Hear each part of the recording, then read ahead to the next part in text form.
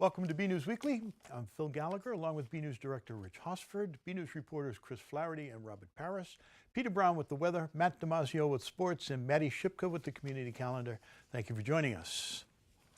The Burlington Police Department is looking for men who allegedly used stolen credit debit cards at a number of Burlington stores.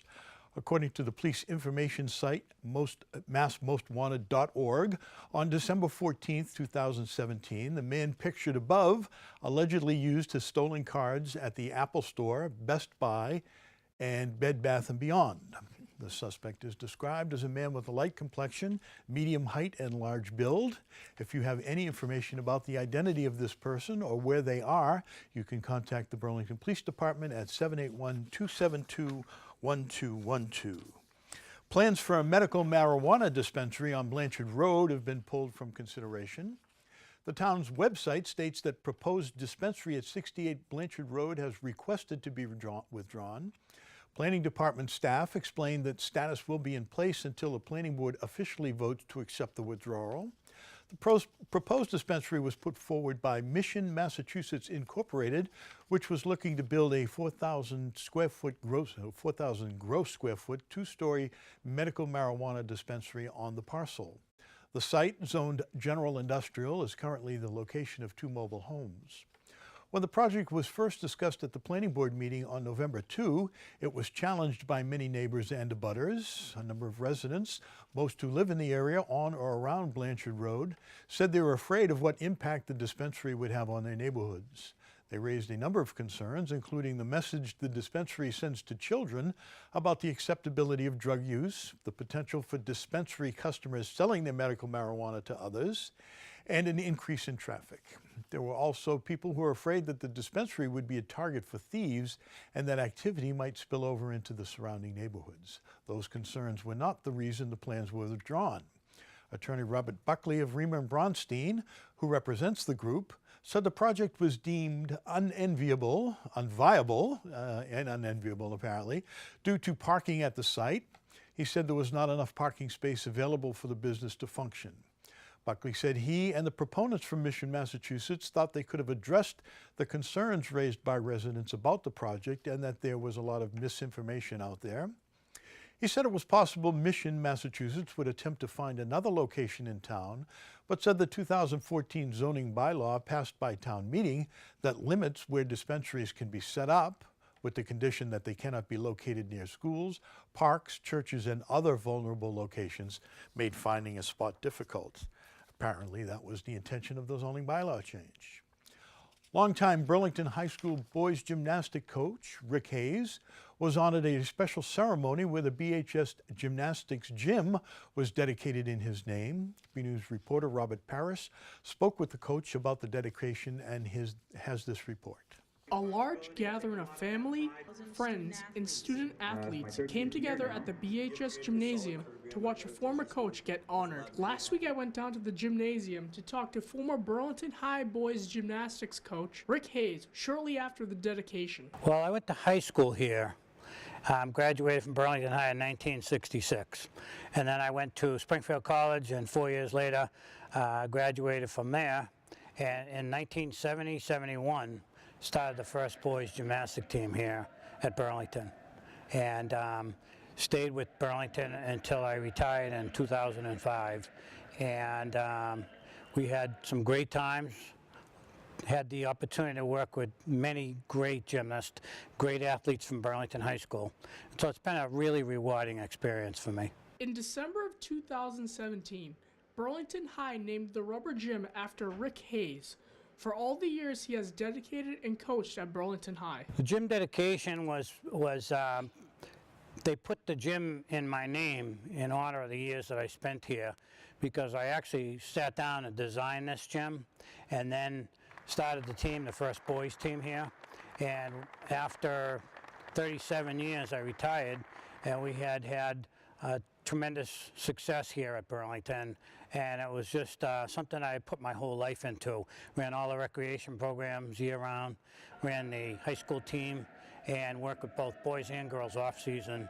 And so they decided to dedicate this particular gym to me, and it was almost like a second home to me, so it really meant an awful lot. It doesn't matter if you win or lose because Rick was beyond winning. The one thing I wanted to do, and it's the one thing that stands out in my mind, was I wanted to have every kid reach their potential. So if you were the best kid talent-wise on my team, you didn't get really treated any differently. If anything, we were a little bit harder on you than the kid who came in and didn't have all the talent. So what was expected of you was what you put into it, not really how talented you were. There are many memories Rick was proud of, but the most important one was being able to help his players become superior athletes. To be honest with you, the championships are hard to remember. I know that we won somewhere in the vicinity of 17 to 20 league championships and 4 state tournaments while I was here coaching. And I don't really remember an awful lot except that our emphasis was never really on winning. It was making every kid be as good as they could possibly be. And to this day, I feel pretty proud of the fact that that was our emphasis. It became more so the older I got, because you develop a little more values, I think, as you go along.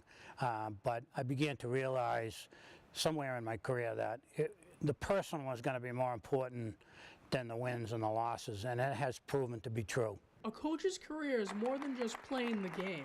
I missed the opportunities to develop the relationships with the people in Burlington that I was able to develop. The social aspect of gymnastics has gone long beyond my coaching career, and I still have a lot of contact with people all the time. I go fishing in the spring with 10 of my former athletes, including 2 of the coaches that are here now. I will miss that opportunity, and that's about it. We had a lot of fun times and a lot of championships, but the personal relationships that were developed, to me, the memories that I have. Coach Hayes would like to thank the people that came out and supported him during the gym dedication. They dedicated this gym to me, but honestly, in all sincerity, Burlington was so great to me with all the help that I got from all the people. Joe Liverser, wrestling coach, football coach, indoor track coach here. All the people that I ever coached that were here the other night. We had quite a crowd of people, and it was awesome seeing those, and I want to thank you people from the bottom of my heart. Finally, athletes should always give it their best and keep their head up. I hope they took away the fact that, and I've had this said to me many a time in the form of letters and phone conversations and personal conversations, that whatever you put into it is what you're going to get out of it, and that's pretty much the story of life. And gymnastics is a great tool for that, because no one comes in here with all the moves. You may have some talent, but you have to develop that talent, and you have to work really hard to get that. And that's what life is about, and I know that all my athletes took that with them. That was an important message to get through to them. From the Rick Hayes Gymnasium, I'm Robert Paris for BNEWS Weekly. 66 graduate of Burlington High. A longtime member of the Burlington Fire Department has achieved a new rank. On Monday, Lieutenant Robert Paul was promoted to captain by Town Administrator John Petrin at the recommendation of Fire Chief Stephen Yetman. Paul has a long list of accomplishments and qualifications that were laid out by Yetman to the Board of Selectmen. Let's have a look. So Lieutenant Robert Paul has been a member of this department for 28 years, being appointed a firefighter in 1989. He was promoted to lieutenant in 2002. He served in the training division and is currently assigned to fire prevention. Robert has an associate's degree in fire protection and safety technology, and he's certified as firefighter 1-2, fire officer 1-2, fire instructor 1-2, and incident safety officer. With that, I recommend Lieutenant Robert Paul for promotion to captain. Lieutenant Paul certainly has the credentials and the time and the experience and the professionalism to be promoted to captain. So with that recommendation from the fire chief, I hereby appoint Lieutenant Robert Paul to the position of captain within the Burlington Fire Department, and request that the boards make this permanent appointment by waiving its 15-day waiting period. So moved. Second. Motion to appoint by Bob, second from Joe, to appoint and waive the 15-day waiting period. All in favor? Aye. Opposed? Abstained? 5-0-0. Congratulations, now Captain Paul.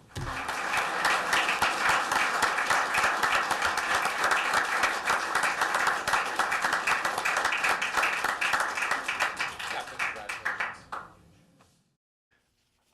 Another Burlington High School graduate and a longtime town employee was given a heartfelt send-off as he begins his retirement. On Monday night, on the Monday night's Board of Selectmen meeting, Town Administrator John Petrin came around the table to address the board to praise the hard work of Buildings and Cemeteries Superintendent Paul Caldwell, who is retiring. Petrin said Caldwell began working for the town in 1982 in the Highway Department.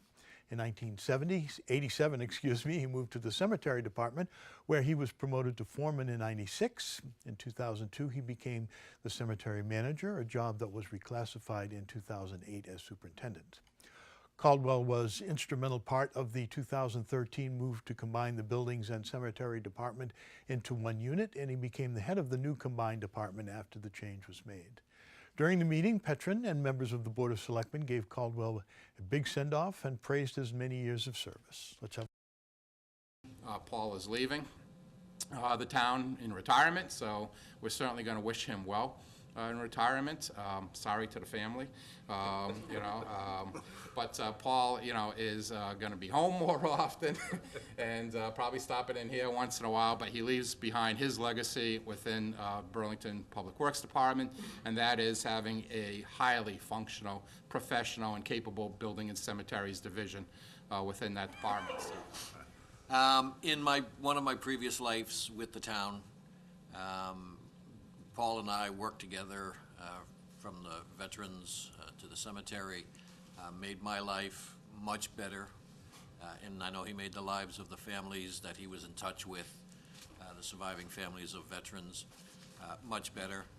And I know that when we had people from outside of town come to our Memorial Day ceremonies, they couldn't wait to talk about how great the cemetery looked, and that this was their first time there. And I know Paul and all his staff incarnations over the years have always worked very hard. So putting your heart and soul into the work you did made everybody around you that much better. So thank you. I think I said this at the last meeting, but I'll say it again. Thank you on behalf of everybody that you've treated with dignity through the years. Most of those conversations and interactions would be at difficult times for those families. So it's an important job that you had, and it's appreciated greatly how well you did it. So thank you. Thank you, Chris. Fine. Oh, excuse me. The Burlington Board of Selectmen gave a one-day liquor license suspension to a restaurant caught serving an underage minor recently during a police sting. Burlington Police Department Chief Michael Kent told the board that the department conducted one of its twice annual alcohol stings in November and December. On November 27, a 17-year-old female working with police entered the Cafe Escadrille and ordered a beer. She was served, whereupon she left the establishment and informed the police officer she was working with what had happened. Police entered the restaurant and spoke with the bartender and an on-duty manager. Neither denied what had happened, and the restaurant was referred to the board for a hearing. During Monday night's meeting, Attorney Thomas Murphy, representing the restaurant, and Robert Murray, the owner of Cafe Escadrille, they were there for the hearing. Murphy said they did not contest the allegation that a minor was served. Murphy did say that in the 40 years of business of the Escadrille, he believed that was the first compliance check that the restaurant had failed. He said the issue is something the company takes very seriously. Murphy also said that after the compliance check failure, the employee was let go. Under Burlington's alcohol policy, an establishment that has a first-time violation for alcohol sales will have its liquor license suspended for 1 day. The practice of the board has been to impose the suspension on the next Monday if that is a normal business day for the business. As that is the case with the Cafe Escadrille, the board voted to impose the 1-day suspension on Monday, January 15. Members of the board said this policy is meant to dissuade businesses from becoming lax in self-enforcement of alcohol policy with its employees and is not something like they like having to enforce. Town Administrator John Petrin said that in total 40 businesses with liquor licenses were tested during the compliance check and only one had failed. This was different from 3 years ago when multiple businesses failed, pushing the board to adopt harsher penalties to ensure compliance. Residents of the Atria Longmeadow Place Senior Living Center have a lot of stories to tell. To help them tell these stories, the center recently held a Storywise event. BNEWS Director Rich Hosford went to check it out, and he files this report. On Thursday, a microphone was set up in the event room at the Senior Assisted Living Center, Atria Longmeadow Place, and residents, as well as a couple of guests, were given the opportunity to tell a personal story from their lives. The stories were prompted by ideas written on cards that the storytellers then took in any direction they liked. Some of the stories were fun and lighthearted. Remember, we're in July now, and these are those new buses where windows don't open. And what happens, of course, Mother Nature puts in and says, your air conditioner no longer works. Some of the stories were deep and impactful.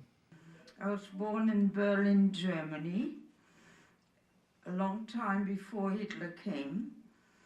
But then, when I was a schoolgirl, Hitler was elected, and he became the man who ran Germany into the war. And some of the stories were truly romantic. The thing that we all did was danced our feet off. There would be a dance at every place that you could imagine, and it'd be a live band. It might be 3 or 4 people, but we did that. We just danced our feet off.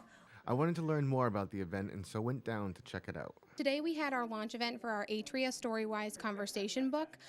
We talk about, different memories that the residents have, stories, thoughts, anything that they can think of.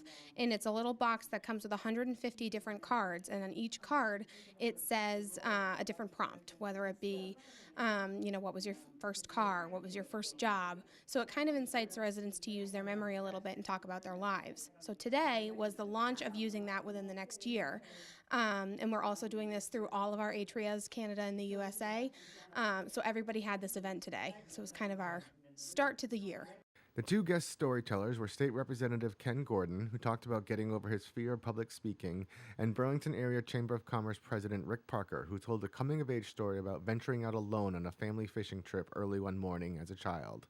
They both said they were impacted by the stories they heard that day. There were some heavy stories about growing up in Nazi Germany, and there were some lighter stories about riding bicycles and things like that. There was a great variety that people wanted to share, and they were open about that, and all the stories were well received. It's great to hear people relive some of the experiences that they had in their childhood, and it takes you back to a simpler time in many cases. Some cases are very moving. The 2 guest storytellers also explained why they thought it was important to attend the event. These events are important because our seniors are really vibrant. They get involved with things, and here today, we've got, 40 or 50 seniors who are out here in the common room getting together, sharing their stories, getting to know each other a little better. And I think it's important that we have these events that bring seniors together. Well, I think the Atria, in many of the senior living communities in the area, do such great service, being part of the community, and anytime that we can get involved and give back, it's a joy. There's some people here today that told some great stories, and it really makes you think about what's important in life. But we at the Chamber love to get involved with senior living places that are in town and give back. Finally, the program designed by Atria is a way to get residents to socialize and learn something new about one another while also engaging their memories. It's important because we want our residents to use their minds as much as we can and engage. So when we use this program, the Storywise program, they're using their memory, they're thinking about their life, they're going back to memories that they may not have remembered off the top of their head. But when they see these prompts, it says, it sparks that in them. So it's really important to keep using that memory piece throughout their life while also engaging and learning more about each other. At Atria Longmeadow Place, I'm BNEWS Director Rich Hosford. The Burlington Board of Selectmen approved 2 expenses from the Handicapped Parking Fine Funds on behalf of the Disability Access Commission during its meeting Monday night. DAC co-chair Mara Mazzocca was at the meeting with member Alfredo Arno to request the use of the funds. The money for the fund is provided by tickets and fines given to people who illegally park in handicapped spots. Since the money is under the purview of the board, it must approve all issues of the fund. The first project was to install automatic doors at the Burlington Housing Authority building. Mazzocca said the group would like to request $9,500 to purchase the materials and pay for the installation. The DOC members also requested that funds be released to pay for the upkeep and use of the town's Automark voting machine. The state pays for its use during state and federal elections, but the town must cover the costs for town elections. The cost is $1,800 a year, and the request was to cover the cost for the next 3 years. Osaka herself, who is blind, said the voting machine, designed to assist people with disabilities and is available for anyone to use at all elections, was a great asset. It allows people like her to vote independently. Osaka said the machine leads people through the voting process with spoken directions. This was also great for people with dyslexia, those who cannot read or who are better at hearing English rather than reading it, and people who may not have full use of their hands. Town Administrator John Petrin said these requests are made on a regular basis. He said he thought it was an appropriate use that the funds collected by people illegally parking in handicapped spots should be used to improve access in town. The board voted 4-0-0 to support both funding requests. We've had record low temperatures, as you know, a big snowstorm, and then some surprisingly warm days. No big surprise for weather in New England. To parse out what the next week might bring, we go now to BNEWS weatherman Peter Brown in our Weather Center for this week's forecast.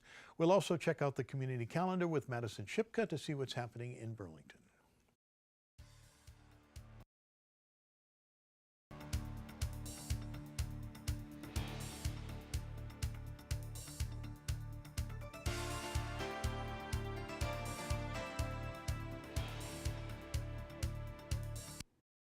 Well, hello everyone, and this is Peter Brown with a look at your weather for the next 7 days, and I hope you've been enjoying this little taste of reprieve, this kind of little bit of preview of, I guess, spring weather that we've been having the past couple of days. It's certainly been refreshing. Now, starting out our period, look at this. We're going to see temperatures on Friday. I know this is not a typo. It's actually going to be in the upper 50s to near 60, if you can believe it, to start out our period. I know that's absolutely incredible after the intense cold that we've had over the past few weeks. I think it was only maybe 10 days ago that we saw some record low temperatures down near -14 and -15. So it's incredible. Basically a 75 to 80 degree temperature swing in the period of only 10 days. But that's definitely weather in New England. Now, as we get into the end of the period, was getting towards the middle of January, we're going to see our average temperature should be in the low to mid 30s. And actually, interesting to note, by the time we get to January 18th, we are pretty much at the lowest point in our average high temperatures for the year. So everything after this point starts to head on up. Now, that's not a guarantee, of course, that we'll have any real warm weather coming, but certainly a sign of, some real positive things in the weather department. And of course, to go along with that, you've been noticing our days are really starting to get much longer now. So that's another nice part as we head in towards the middle of winter. Now, as we go ahead, I'm going to be showing you a little bit about what's going to be going on with our weather for the next 7 days. And this is kind of a busy weather map right here that we're looking at. And going on to Friday, we're going to see this very, very strong cold front that's going to be passing through the Burlington area and all of southern New England. Now, ahead of this front, we're going to see some really, really heavy rain on Friday and into the evening. And if you have to go out even on Saturday morning, we're looking at the chance of some very, very intense rainfall. We may actually see in the Burlington area on the order of maybe 2 to 4 inches of rain. So we're going to hopefully that'll melt some of the snow away, but make sure you get out there and clear any covered drains in your streets or anything like that, as we do have a flood watch up until the middle of Saturday during the day here in the Burlington area and the rest of southern New England. Now, this front is going to come through pretty sharply as we get into the mid portion of Saturday morning, around 10 to 11 o'clock in the morning. You're going to notice a real shift in the wind direction, and temperature is going to fall dramatically. And in fact, we may actually see a flash freeze as we have all of those wet roadways around, and we may end up with some mixed sleet and snow by the end of Saturday, if you can believe that. After that system moves out of here, we're going to have to keep an eye on a weak low pressure center that may be trying to form a storm system, a little bit of a snowstorm when we get into Tuesday and Wednesday. Doesn't look too strong right now, but we're going to have to keep an eye on that. And after that storm moves by, of course, here we are with this big strong high coming down from Canada again with cold air plunging into southern New England, the Burlington area from central Canada. So more of the same, unfortunately. As we move ahead, I'm going to show you another little graphic here. This is a little bit something new that the National Weather Service has been coming out with some really nice enhanced graphics. And this is basically showing the chance of some flooding rain here around the southern New England area in Burlington. Now on this map, they're really not expecting too much on here. We're going to have to keep an eye on that though, because as I've said, we may be getting as much as 4 inches of rain here in the Burlington area. I'm going to have to really keep an eye on those roadways and basements because of the ground being so frozen right now. There's really nowhere for any of that type of water to go. But as we go ahead, I'm going to show you a little bit about our temps and everything for the next 7 days. And of course, look at this starting out on Friday. Wish we had some sun to go along with those temperatures in the upper 50s. It's going to feel downright tropical compared to what we've been seeing here lately. Now, as we notice going in, if you have to be out Friday night, again, you got to make sure you have the umbrella with you because it's going to be pretty steady rain. But look at temperatures are only going to go down to the mid 40s going into Saturday morning. So be fairly pleasant, at least temperature-wise. However, Saturday, if you do have to be out, this high temperature of 47 is going to happen fairly early in the morning. Thereafter, we're going to see a real crashing down of temperatures as we get into the afternoon. And all of that rain may change to a period of sleet and freezing rain and maybe some snow mixed in. So keep an eye on that and be very careful if you have to be out Saturday afternoon. Watch for those real slick spots. Now on Sunday, here we go again, back to normal, back into the mid-20s again, so something that we've definitely been used to. And if we go into Martin Luther King Day, if you're off going to any festivities or any parades at all, bundle up because it's going to be chilly and in the mid-20s and very chilly overnight. Getting into Tuesday and Wednesday again, keeping an eye on potential weak coastal storm. Temperatures in the 20s to, again, getting much colder on here on Wednesday again with a chance of snow. We'll be watching that. We get towards Wednesday, skies look like they're going to clear out a bit, but again, more of the same. Temperatures below average in the mid-20s. So everyone, get out there, stay warm, and enjoy the weather.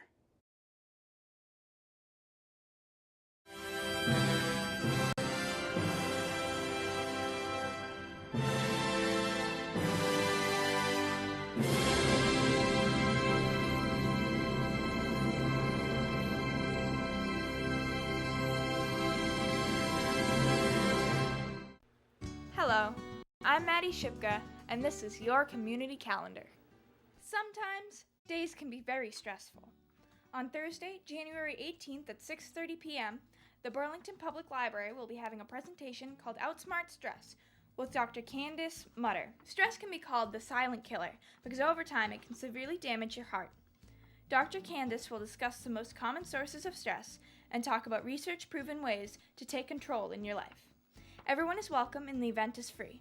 For more information, visit burlington.org or call 781-270-1690. Come bring your creative kids to the art room. On Saturday, January 20th, from 4 to 7 p.m., the Burlington Parks and Recreation Department will be having a family paint night and pizza party. Kate Hayes will be hosting. The event will guide you in a no-pressure, step-by-step manner that will leave you with a painting the great masters will be jealous of. Ages 8 through adults are welcome. The event is $37 per person, and children must register with an adult. The event will be held in the ceramics room.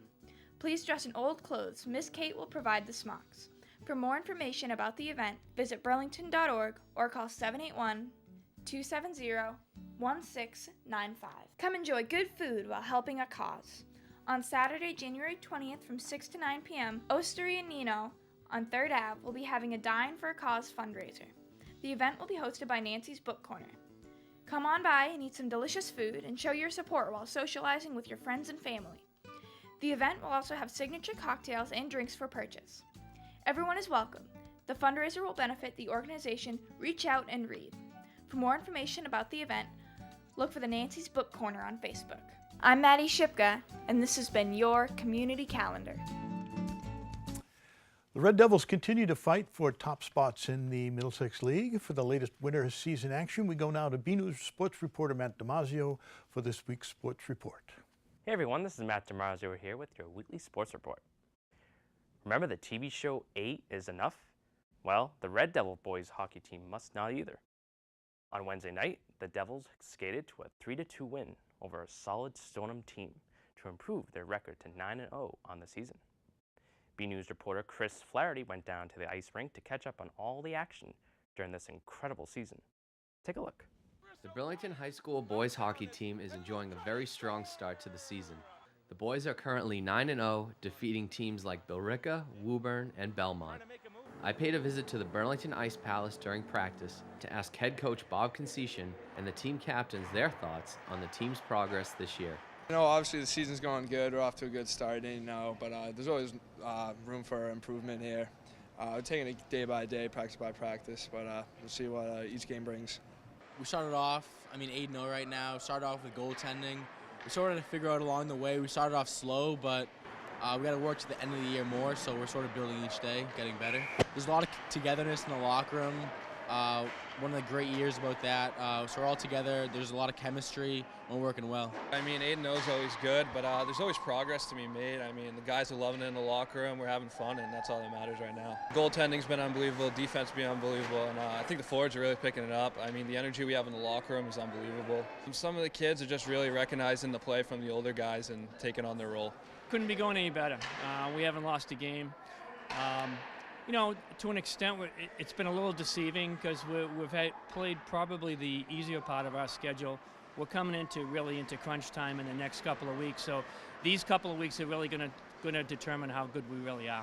In a month of practice, we've only had about 2 bad practices. This team is starting to develop an identity, which usually happens around this time. They're hard-working kids. And we do have good balance in our team from the goal of the defense to the forwards, and I think that's been the key to our success so far. As the Red Devils continue to move forward through the season, they are keeping focus on what to improve and how to keep this strong momentum going. One of the things that happens when you have this kind of a start is you have a target on your back. Everybody wants to beat you. And even some of the teams that are pressing to make the tournament, it would make their season to knock us off. So they're all coming at us really, really hard, and we have to be able to play that type of game. But we also have to elevate our games against the teams in the state that are really, really superior teams, and we get an opportunity to do that in the next couple of weeks. We're really fortunate. Our program is in a good place right now. We have a great JV program, and we don't have to bring kids up too soon. We have a great coaching staff, and I think we do a good job in putting kids into place to succeed, and that's what you want is success from your program, and these kids have worked hard to develop that. I think we just got to take it day by day, see what happens. Only time can tell. Hopefully we can keep the run going now. I think everyone's contributing, either the players, the managers, even the guys who got hurt. Everyone's just, the motivation's there. We're all ready to go, and everyone pitching in. It really makes us a better team. Just got to keep working hard, one game at a time, can't look forward, and hopefully we'll have the finish we really want this year. Right now, as Bill Belichick would say, we're on to Stoneham. That's Wednesday's game. Until next time, this is Chris Flaherty for BNEWS Weekly. Thank you, Chris, for that report.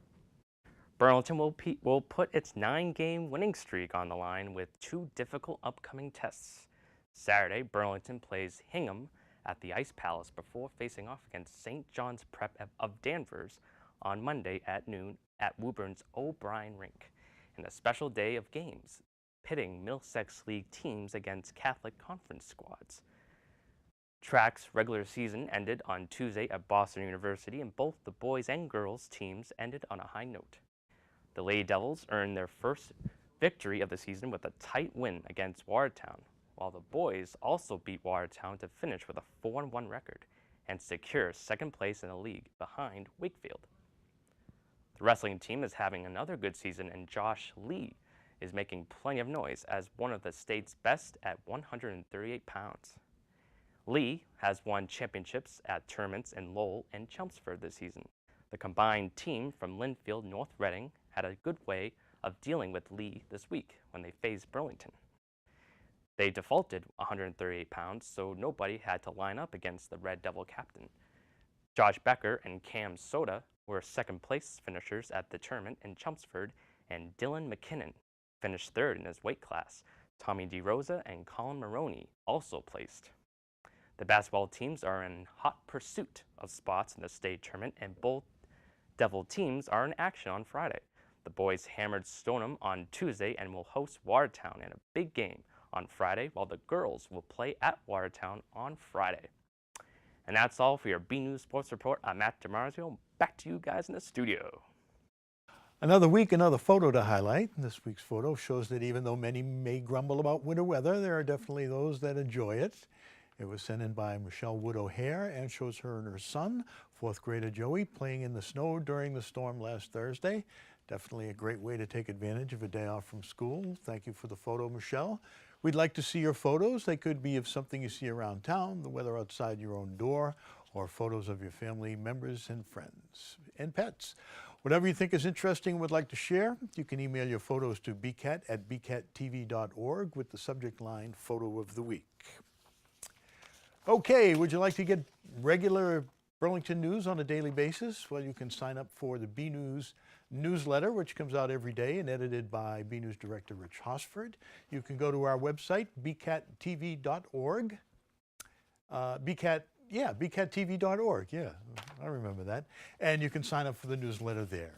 That's it. Again, from the news desk, I'm Phil Gallagher, along with Rich Hosford, Chris Flaherty, Matt DiMarzio, Peter Collins, Peter Brown, and Maddie Shipka. Who else did I forget? Okay, that's it from the news desk. Thank you and good evening.